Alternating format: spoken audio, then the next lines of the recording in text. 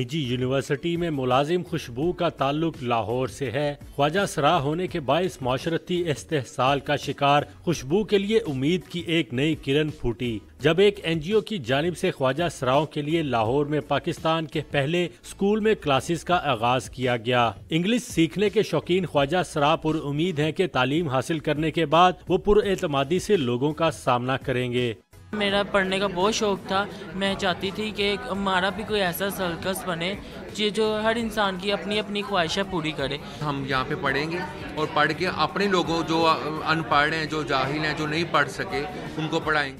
فلاحی تنظیم کے عہدیدار آصف شہزاد کا کہنا ہے کہ خواجہ سراؤں کو 4 ماہ پر محیط مختلف فنی کورسز کرائے جائیں گے جبکہ نصابی تعلیم بھی مہیا کی جائے گی۔